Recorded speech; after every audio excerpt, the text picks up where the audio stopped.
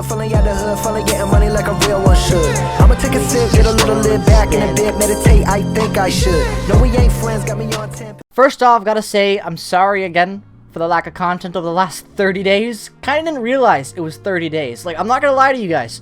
I kinda just took that break waiting for Jets news to kind of just happen. Like, I assumed we were within a week of some trades happening. I assumed things were going to pick up, 2 weeks into it. 3 weeks go by, and I'm still like, okay, are we going to start to pick things up? And, a whole month basically goes by.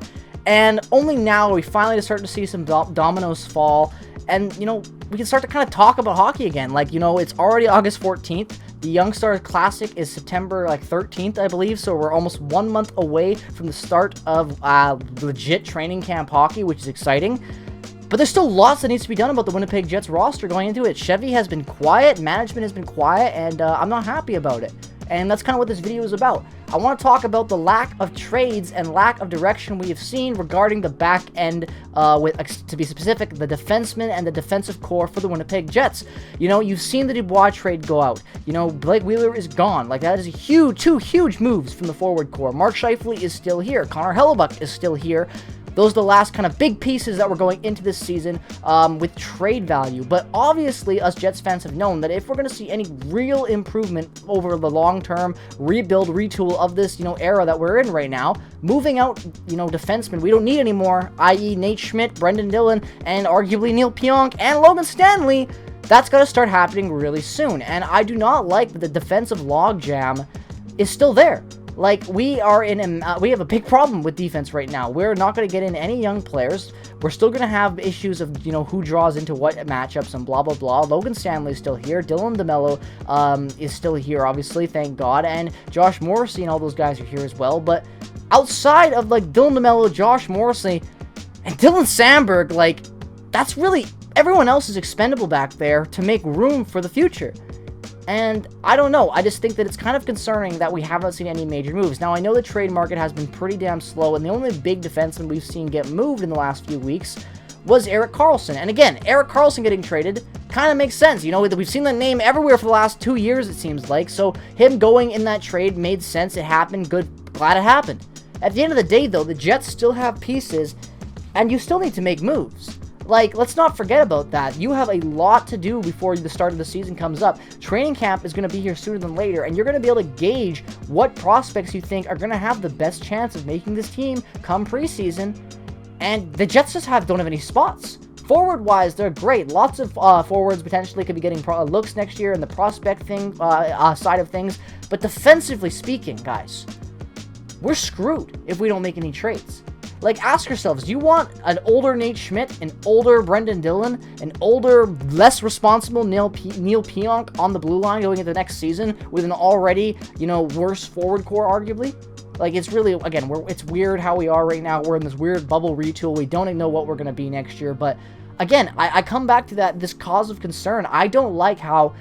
Up front, you move Blake Wheeler. You get the Dubois trade done pretty early on, I would say, and you get great assets in return. And more importantly, all three of those players you got in that trade now are under contract. That's huge. That's great. You've taken care of that.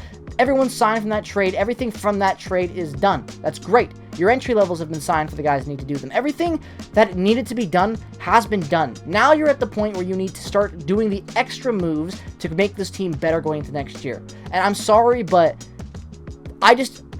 next year doesn't have to be a shit tank year. It doesn't. Not with the players we still have. It should be a year of drastic change and hopefully some improvement in some areas.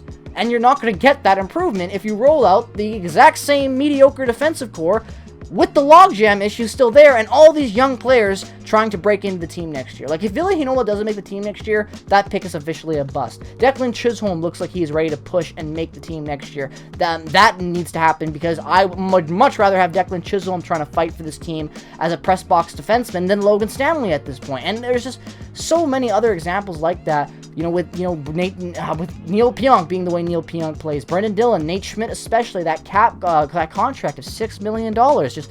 You got to move out these players. It's as simple as that.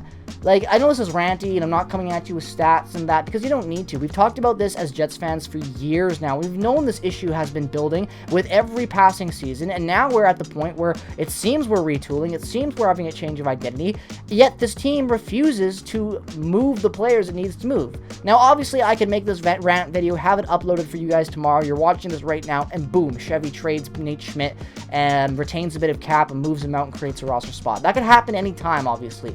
But the reason why I had a month-long gap in between videos wasn't because I didn't know what to talk about. It's because I had no idea what the fuck was going on. This team right now, for this last month, has had really no direction. It's been letting minor leaguers get, lose the rights there, signing other minor leaguers for the Moose and for the for even less than the Moose for the I don't even know what the other team is. I can't even remember. Point is, you're signing guys that are not going to sniff the Jets roster come next season. So you got to make room for the guys you already have. With training camp being less than a month away, it's concerning that the Jets haven't really created any opportunity for these prospects. And it seems like they're really leaning into the prospect side of the future, especially with the content, the draft, and everything we've seen, after this offseason. Everything's been about a culture change in Winnipeg. It really has been. It's been really funny compared to where they were at the end of the playoffs, to the end of elimination from the playoffs, to the actual end of the playoffs, the end of the Stanley Cup final. It's really funny in that, month span there, the 180 this organization has kind of done with the attitude towards fans and towards just the market and prospects. Yet, while we're seeing that lens kind of change to the future, we're not seeing it happen with trades and with actual roster spots being created for these players. So I have some concerns about that. It makes me a little frustrated that we're still at this point. I felt like you could have moved these guys a while ago. But again, I'm not a GM. I don't know what the market is, but it seems like there has to be some value within these guys. And I just don't know why we're holding them for this long. If we start the year with them and we go to the deadline with these guys and try to move them then, I think that again, is a big mistake. You want to get the young players in as early as possible and see what happens. Just trade out players you don't need. If you bought out Blake Wheeler because you were refusing to retain salary, and that's how much of a problem he was, and you wanted to move him, do the exact same thing with the back end. But again, I'm just one fan. So let me know your thoughts down in the comment section below. What do you feel about, this whole thing with the players down there? Do you feel like they have enough roster spots? Do you feel like they're doing enough to create opportunity for the youth, especially on the defensive side of things come next season? Let me know your thoughts down in the comment section below as always. Again, thanks so much for watching this video. Hope you enjoyed. Peace, love, and positivity as always. Go Jets, go! Make sure to subscribe if you're new. Turn on notifications if you haven't already. And I will see you guys in the next one very, very soon. Go Jets, go! It'll all be over.